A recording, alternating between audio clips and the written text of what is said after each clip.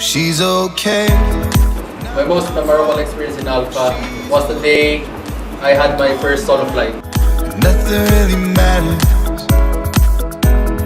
Nothing really matters.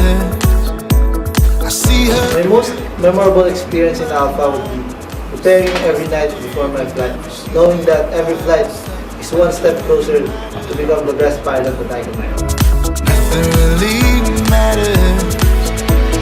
For me, my stay in Alpha was memorable.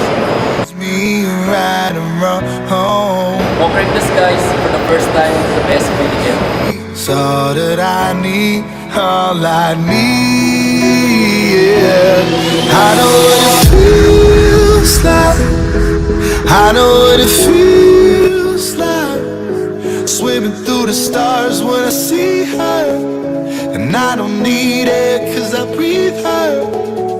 I know what it feels. The most unforgettable memory of my life is when I graduated that I call it on my shoulders. Words cannot express how happy and grateful I am for having them in my life. Every time I see her. Thing that I will never forget here in Alpha Aviation is the bond we created as a marriage. It is that bond that I will always carry with me. I don't treat them just as friends. I treat them as family. She leads the way, and I'll be fine. And nothing really matters. Nothing Those really stressful days and nights finally paid off. She completes me, how she breathes Welcome back me. to Global Village. I'm Buddy Kunana. Tonight's topic is the airline industry and aviation training. Now, we've said goodbye to Dean Do Banatao, the head of operations of AAG. But joining us still is Audie, he's the head of training. And Chris is back here, he's the general manager of the Alpha Aviation Group. So, yes, Chris and Audie, welcome back to our third and final segment. Now, let's talk about the video we saw. So we saw, cadets in training, and they look, happy, enjoying themselves. What is it like to be a cadet there? What is the environment? And I asked this earlier. I asked you guys, and I asked, is it like quasi-military nature, that kind of thing? What is the environment like?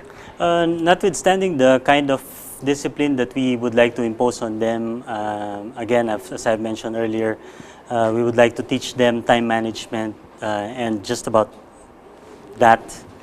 After that, they're actually on their own. We don't impose curfew, but we ask them to respect calls for flight. If they have to report for a flight, we do random testing, alcohol testing, that is. If they want to take the weekend off, and if they don't have a schedule, they're really on their own. What about formation? Do you do roll call and things like that? Formation, like in the Army. Do they do things like that? We've scheduled their classes or their flights, so it is their responsibility to attend to those schedules. We control the schedule because we want to finish them on time. It is an integrated training that is in adherence to the value of time. We don't want our future pilots, to be late for their own flights. So that's the value we're actually integrating into the training program. Aside from some aspects, some flavor of training on discipline, we want our graduates or our pilots to be so smart, not just intellectually or in terms of flying the aircraft, but also physically. For sure, yes. Wearing a well-ironed uniform, a very clean pair of shoes. And of course, somebody that is very early and ready for his flight. Of course, and you mentioned the physical aspect, and I think Audie, as a pilot, you really have to be. It's not just mental; it's also it's a tiring thing. It's a tiring job, You have to be in good physical shape. You have to be. As a captain, every 6 months you're being checked by the local regulator. Okay. Medically and physically. Very good, very good. Now, earlier when Dean was here, I asked you, this touchy question: how much does it cost? And a big number was thrown out there, like $5 million or $100,000, which is a huge amount of money, give or take, for education. I mean, I have to say, it's surprising and kind of shocking. But I understand you guys have worked out a program to make this, to make the dream of flying and becoming a pilot more attainable to people whose dream this is. This is something that we're trying to focus on right now. Back in 2014, we signed up an agreement with RCBC to launch our Study Now, Pay Later program. There are almost 50 grantees already on that program, and some of them, 50% of them, are already working in the airlines. And recently, there a report coming from RCBC themselves, saying that their credit reputation is very, very good. Very good. So There's ROI lots of on that program is very, very good for them. Business is good for them. What is it like? Okay, so if you borrow the money from the bank, of course, it's a loan you've got to pay, no? Yes. What is the ROI like for that? For someone in the airline industry, working as a pilot, co-pilot, or first officer, or something like that? As a starting pilot, a new pilot in the airline industry, give or take maybe around 3 or 4 years, you will be able to repay That's not what bad, you no? borrowed. That's how lucrative it can be. And that's already a conservative estimate. Very good.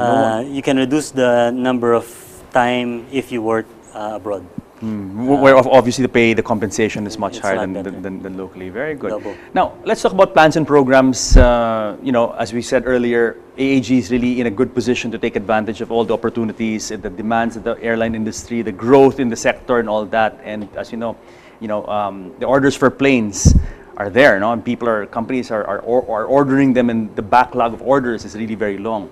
Now, what is AAG's plan? How are you guys going to ride on this crest, this trend, to take advantage of these opportunities? Yes, this coming May 16, we'll be launching the first wide-body Airbus 330-340 simulator to cater to the training needs of air operators locally and in the region. So that's the first wide-body full-flight simulator in the country, and hopefully we'll be able to address the training needs of our local airline partners for that purpose. We're also looking at buying our second Airbus 320 simulator Wow, because we're okay. running out of capacity. Wow, business is good. Yeah, in terms of training hours. Very good. We're actually sending some of our cadets already to Singapore to finish their training programs. In time. Just because you can accommodate them with the current facility. Yes, you have to, we you can't have to accommodate them, expand. and Yeah. we need to finish them on time because the airlines are really requiring them or in need of them. So that's one. We're also looking at going to other aspects of aviation skills, like for example, aircraft maintenance, cabin crew training. So business cases are being run right now on those initiatives. Plus the fact that a number of OEMs on the simulator side are also talking of bringing in different simulators, and we'd be happy to host them here in the Philippines, especially in Clark. Yes, it makes sense for this integration that you spoke about, Chris, to bring all of this under one roof. It makes sense because you already have that flight aspect. Yes. So it would be, to get everyone integrated and familiar. Unlike other schools, I know they only offer the ground or maybe the onboard services, but not. I haven't heard of anyone here in the Philippines just bringing all of it together under one roof with a simulator as well. Yes, actually, the full intention of Alpha Aviation Group is actually to bring back the glory of the Philippines as a major aviation training hub, and attract aviation training professionals into the country, and produce most of the pilots for the region, most of the cabin crew for the region, most of the aircraft mechanics for the region. Very good, very good. It is a dream that we're sharing with the country because we saw the potential already of the Philippines geographically, especially if you're located in Clark. Very good, very good. Very good. Well, Chris, Audie, unfortunately, we've come to the end of the show. I mean, there's so many other topics I want to talk about, but perhaps we can have a part 2 sometime when you get your gentlemen free. Yes. We can talk about what it's like to actually be in the industry, not just the training and education, but when you actually join and what goes on. And it'll be a fascinating topic. How about invite Buddy to come over. Yeah, definitely. We're going to be there during your May 16, and we'll probably cover it for GNN, and you know it'll be a fascinating event, the first ever simulator of this type in the country. Bravo, gentlemen! Congratulations on your success, and I wish you more power moving forward. I have the utmost confidence that AAG, with you guys at the helm, is really going to take off. Thank you. Thank you. To the sky, to the stars. Huh? Thank you. So guys, I hope you enjoyed tonight's topic, aviation training and the airline industry. Join us again next week here on Global Village, and let us take you around the world. So till next week, you all have a good evening.